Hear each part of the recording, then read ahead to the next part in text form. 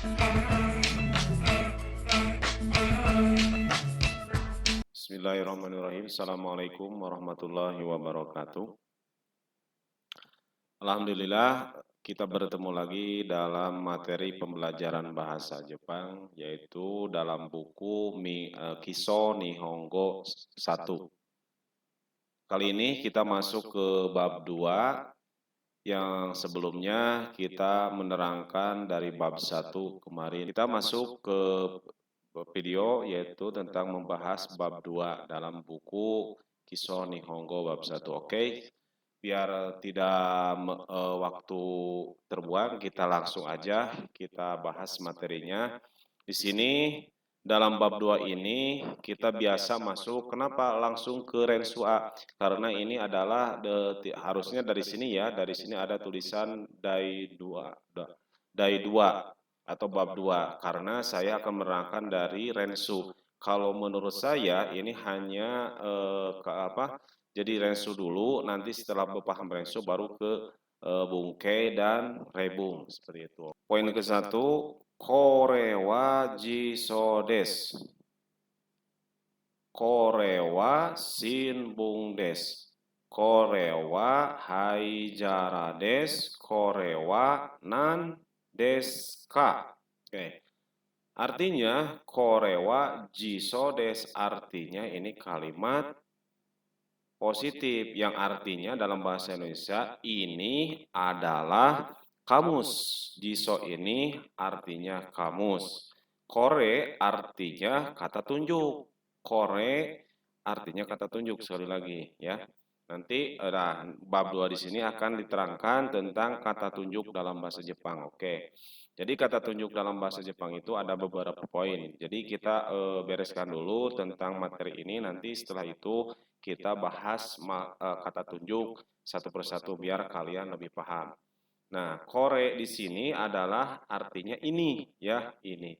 Ini adalah kamus. Kore wa shinbun desu. Shinbun artinya apa? Koran. Kore wa haijara desu. Ini adalah asbak. Kore wa nan desu ka. Ini kalimat interrogatif. Jadi artinya bertanya, apakah ini? Jawabannya kore wa haijara desu, kore wa shinbun desu, kore wa jiso desu. Ya. Oke. Sampai situ dulu, kita masuk ke nomor 2. Sore wa hong desu ka, jiso desu ka. Ini juga sama kata tunjuk. Sore wa hong desu ka, jiso desu ka. Artinya, apakah itu buku atau kamus? Nah, ini artinya hong ini buku ya dalam bahasa Indonesia. Kalau jiso artinya kamus.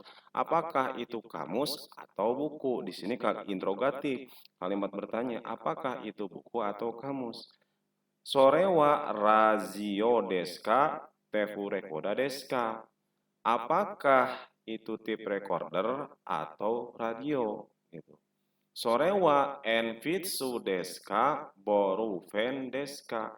Apakah itu pulpen atau pensil? Ya, sama. Di sini ada kata razio dan tepu rekoda. Ini menulisnya menggunakan dengan huruf katakana. Tepu rekoda menggunakan katakana. Borufen menggunakan katakana. Kenapa ini menggunakan katakana? Karena ini kata serapan dari bahasa asing. Jadi bahasa asing dalam bahasa Jepang itu menggunakan tulisannya tulisan katakana. Jadi kalau untuk hiragana itu tulisannya bahasa Jepang asli itu menggunakan tulisan hiragana ya. Jadi bahasa asing yang masuk ke negara Jepang itu memakai tulisannya tulisan katakana. Oke, sampai situ. Nah, di sini ada nomor 1 memakai kore, nomor 2 memakai sore. Oke, nomor 3 dulu. Are wa watashi no kabang desu. Are wa watashi no kabang desu. Nah, di sini no juga menunjukkan partikel ya. menunjukkan kalau fungsinya itu no menyambungkan kata benda satu dengan kata benda kedua, ya. Arewa watashi no kabang des. Itu tas kepunyaan saya. No, di sini artinya kepunyaan. Kenapa kepunyaan? Jadi kalau secara arti dalam bahasa Indonesia itu no itu menunjukkan arti kepunyaan. Tapi kalau secara fungsi no itu menyambungkan kata benda ke satu dan kata benda kedua. Mana kata benda ke satu? Yaitu watashi. Watashi itu artinya saya. Kabang artinya tas. Jadi ini kata benda kedua sebagai fungsi.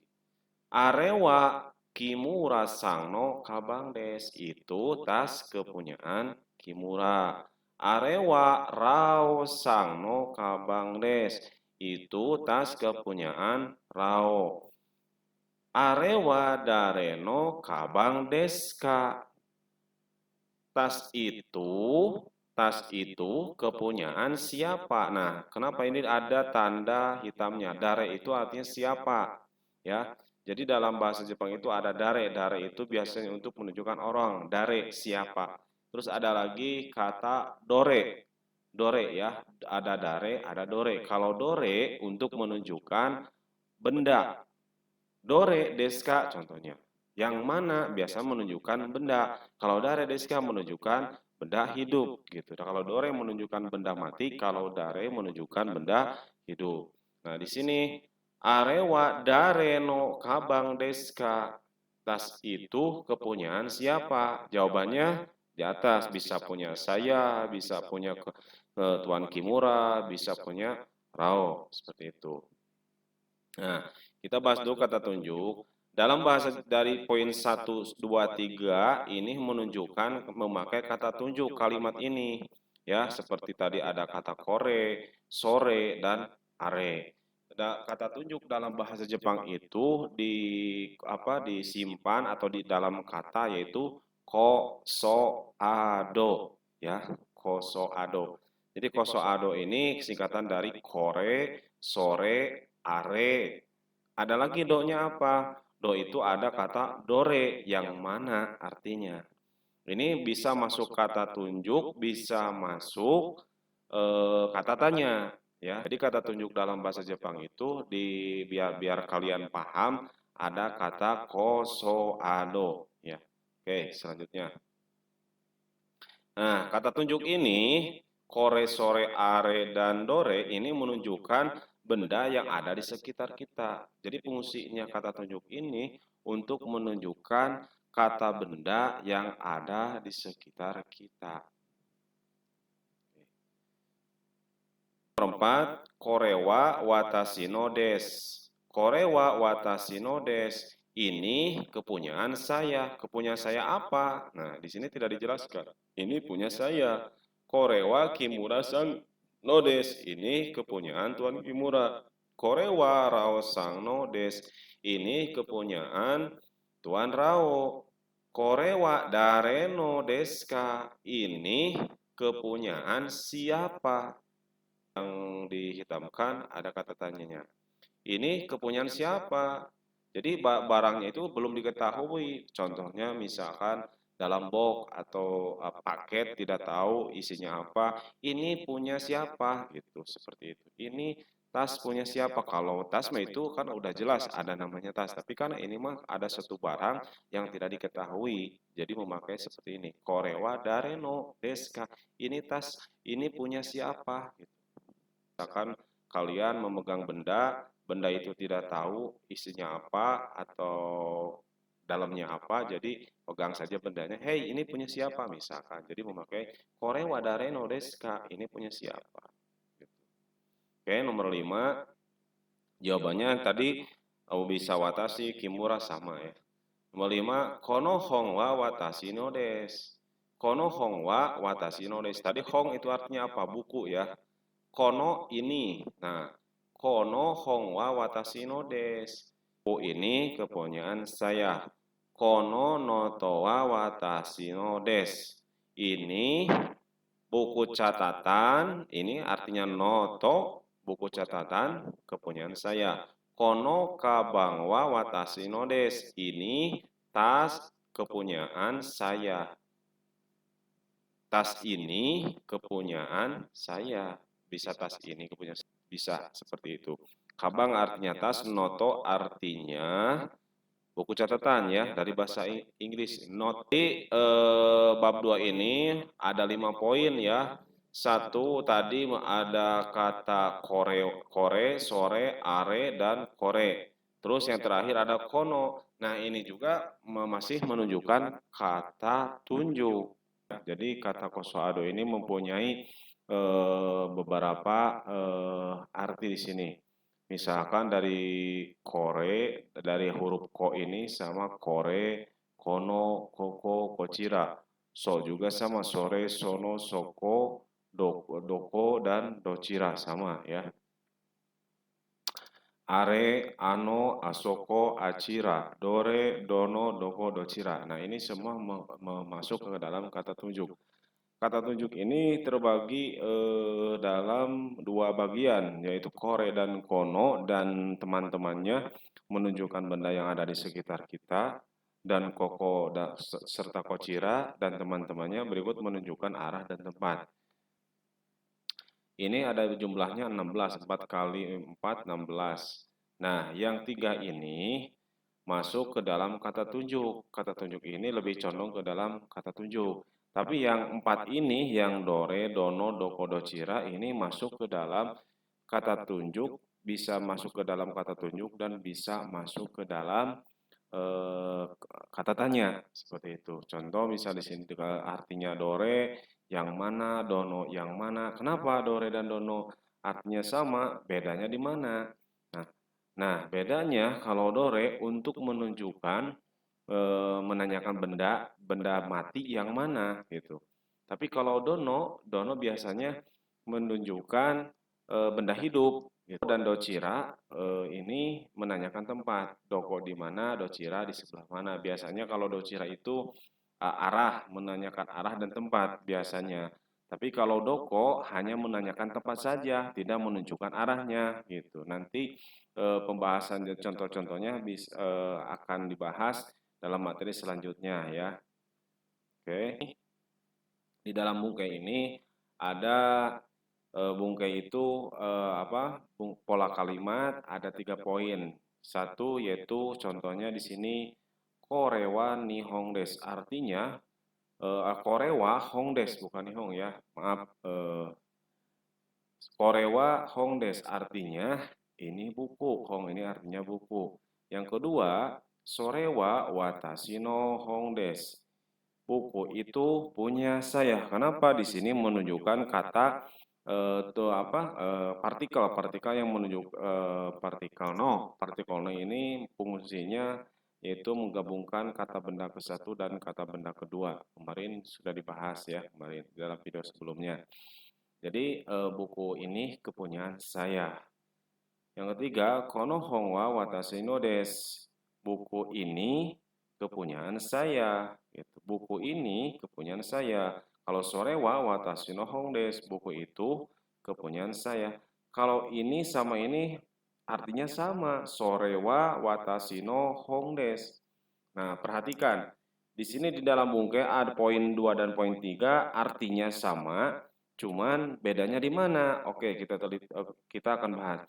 Sore wa watashi no hong desu. Sore menunjukkan kata tunjuk, kono juga menunjukkan kata tunjuk. Perbedaannya cuma di sini. Kalau artinya sama, sore wa watashi no itu buku kepunyaan saya. Yang nomor 2 artinya kono hong wa watashi no desu. Buku ini punya saya. Kalau secara ini kan artinya sama, bedanya di mana? Nah, di dalam perbedaannya nomor 2 dan nomor 3 ini hanya di struktur kalimat. Perhatikan, ketika kita kata sore, pasti di sini ada kata partikel wa di sini. Kenapa? Ini menunjukkan subjek sore wa watashi no hong desu. Buku ini kepunyaan saya. Tapi kalau di sini ketika kata tunjuk langsung kata benda, sesudah kata benda baru partikel gitu. Kono hong wa watashi no desu. Gimana kalau kono wa hong watashi no salah? Itu kalimat ini seperti salah. Kalau di sini dalam kono langsung kono wa memakai partikel wa itu menunjukkan salah. Tapi kalau sorewa atau kore mau sore mau arewa itu bisa masuk struktur kalimat. Perbedaannya artinya sama, cuman perbedaan struktur kalimat di sini perhatikan ketika jadi kata tunjuk rumusnya jadi rumusnya kata tunjuk tambah partikel wa tambah kata benda.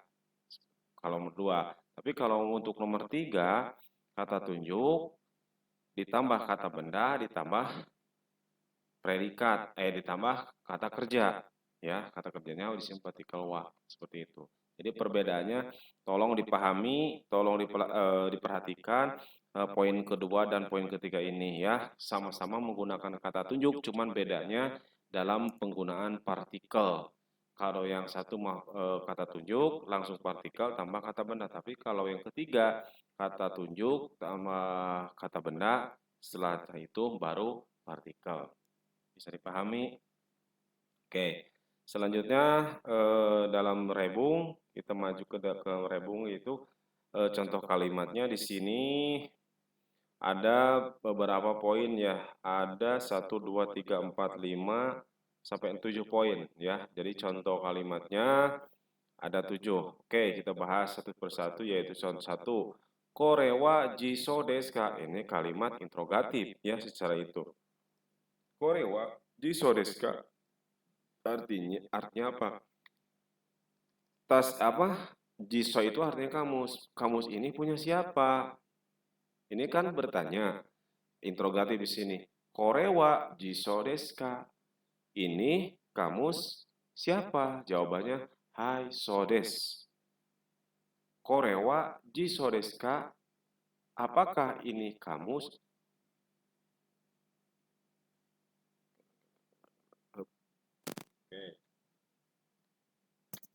Oke. Poin ke-1, korewa jiso desu ka? Hai so desu. Apakah ini kamus? Jawabannya hai so desu. So desu di sini mengiyakan. Ya, itu jadi hai so desu ya. Poin kedua, sorewa enpetsu desu ka? Sorewa enpetsu desu ka? Apakah itu pulpen? Jawabannya iye so dewa arimasen. Bukan borupen desu, tapi pulpen. Jadi secara keseluruhan jawaban ini contohnya seperti gini. Apakah ini pulpen? Bukan. Tapi ini pensil, misalkan seperti itu langsung. Kenapa? Tapinya tidak disebutkan.